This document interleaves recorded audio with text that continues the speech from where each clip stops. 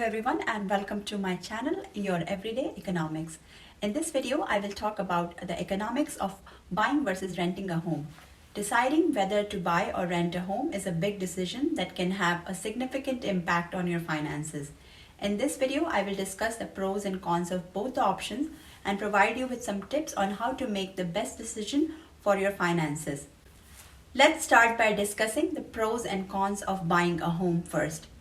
So first we're going to look at the pros. So first is the potential for long-term financial gain through property appreciation.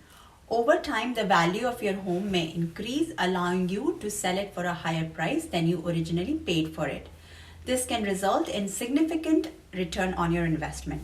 Number two, freedom to make changes to the property and customize it according to your liking. As a homeowner, you have the ability to renovate, remodel and decorate the home based on your taste. Number three, building equity in your home. As you pay off mortgage, you build equity in your home, which can be used to finance other expenses or investments. Number four, stable housing cost.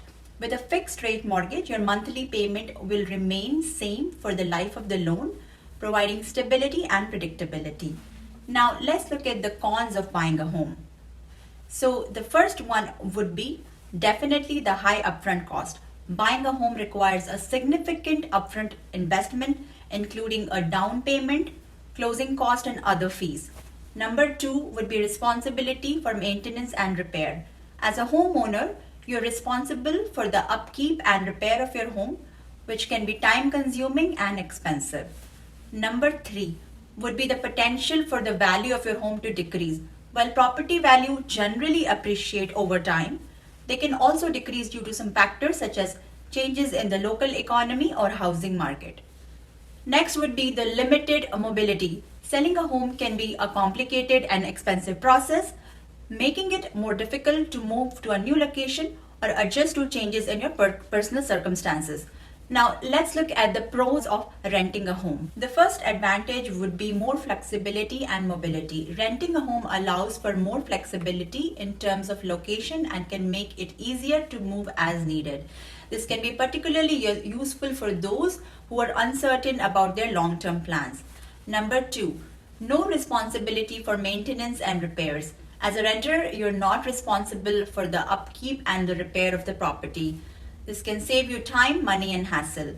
Number three, lower upfront cost. Renting a home typically requires a lower upfront investment compared to buying a home, which can be more financially feasible for some individuals. You typically just have to pay the first and last month of rent upfront. Next benefit is that you don't have to worry about property value fluctuation. As a renter, you're not affected by fluctuation in property value, which can be a source of uncertainty and stress for some homeowners. So what are some of the cons of renting? First is no equity building. Renters do not build equity in the property, which means they're not able to benefit from any potential increase in property value over time. Number two, rent payments can increase over time. Rent payments are subject to increase over time, which can make it more difficult for planning the future. Number three, no control over property changes or any customizations. Renters typically do not have the authorization to make changes in the property, which could be frustrating for those who want to make it feel like their home. Next problem could be potentially less stable housing. Renters may face the risk of losing their home if the landlord decides to sell the property or choose not to renew the lease. This can be stressful and inconvenient to one's living situation. If you plan to buy a house, there are several factors to consider when buying a house, including number one, budget. The first things you need to consider is your budget. It's important to determine how much you can afford to spend on a house, taking into account your income, expenses, and other financial obligation. Location. The location of the house is also very important. You want to consider factors like proximity to work, school, and other amenities, as well as the safety and security of the neighborhood. Number three would be size and layout. You want to think about how much space you need and how the house is laid out. Do you need a certain number of bedrooms or bathrooms? Would you prefer an open floor plan or separate rooms? The next would be condition of the property. It's important to consider the condition of the property you are interested in.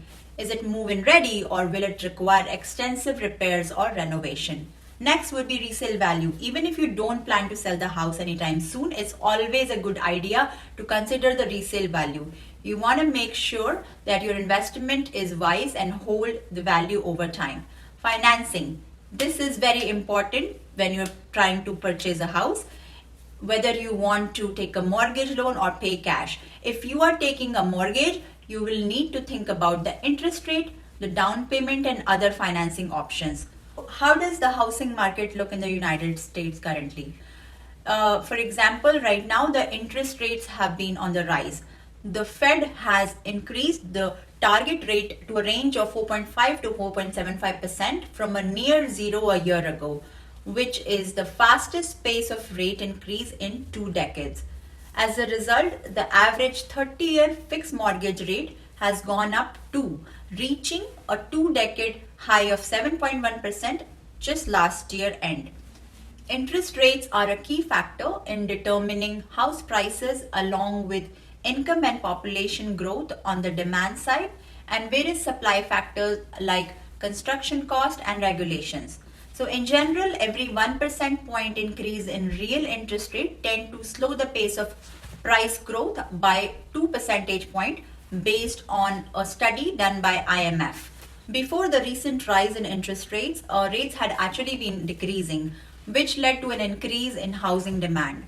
Lower rates made it more affordable to borrow money to buy or build a house. Now that rates are on the rise, the opposite is happening.